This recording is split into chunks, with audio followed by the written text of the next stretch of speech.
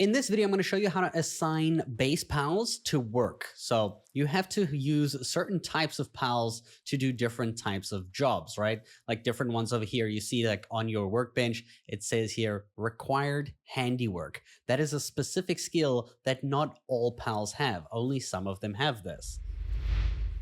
Now, if I go ahead and I go to my pal box over here and I open it up, you'll see we have a ton of pals here, and you'll see every single pal has passive skills and active skills and all these different things on the right hand side over here. You can see that passive skill is the one we're looking at for this Lamble. Now what you're going to do is press F or whatever the view details button is, as you can see on the screen over here. Press that button while you're hovering over it. And now you can actually hover over the specific skill, like the passive skill here for this Lamble. You'll see workaholic means a 15% decrease to san depletion. And this is like sanity, because if they're working too much, they go insane.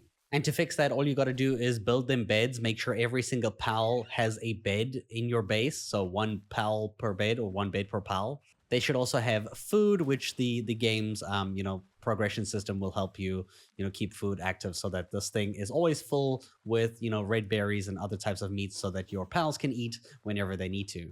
You should know that some pals actually have negative passive skills. Each pal that you catch does not have the same skill. Like this Capriti has, two different passive skills between these two. This one over here has the clumsy skill, which means it's got a minus 10% work speed, which is a horrible pal to use in your base because that's a negative 10% working speed. You're going to want something like, for example, this Tansy over here, who has an artisan who has a 50% work speed, which is a huge increase, and these are the kinds of things that you're going to want on the Pokemon in your base. Now, there is a whole different way to assign different pals to do different jobs in your base, and that is going to be on the work suitability on the right-hand side here. You can see here, different pals have different jobs that they can do, for example. This Tansy, as you can see here, is capable of doing planting, handiwork, lumbering, transporting, and gathering.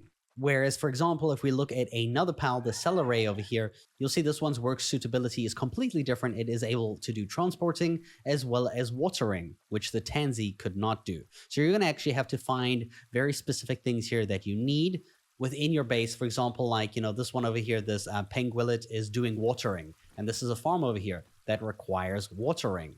So all my water type Pokemon are basically able to water this stuff and basically, let the farm go by itself. You'll also see here, like, for example, the furnace here says requires kindling. So only fire type pals can do this. So for example, if I actually throw out my Fox Sparks, you'll see here it will just automatically blow flames into it and, use the furnace at its own thing. So if you put that in your base, you can use it like that, or you can actually have it in your party and you just throw it out manually like this. And while you're in your base, it will do its job, which is pretty cool. So if you're looking for pals to help you with certain machines or certain crafting things, you'll have to hover over the machine and see the icon. For example, like this one here, it says required handiwork, the hand sign. So you would go into your pal box over here and you would hover over Pokemon and you'll look for ones that have that hand sign. You can see a nice quick menu over there. You can see the hand, it's got a level 1 in that, and you can go across all your different pals to see which one is more capable or less capable of doing more handiwork and helping you craft things faster than you can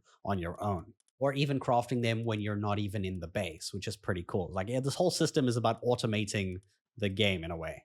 And that's how you can send pals to work on different areas in your base. Just make sure you're constantly aware of what their skills are and what they are capable of doing and what you might need to do in the future. I hope this guide helped you, and thank you so much for watching.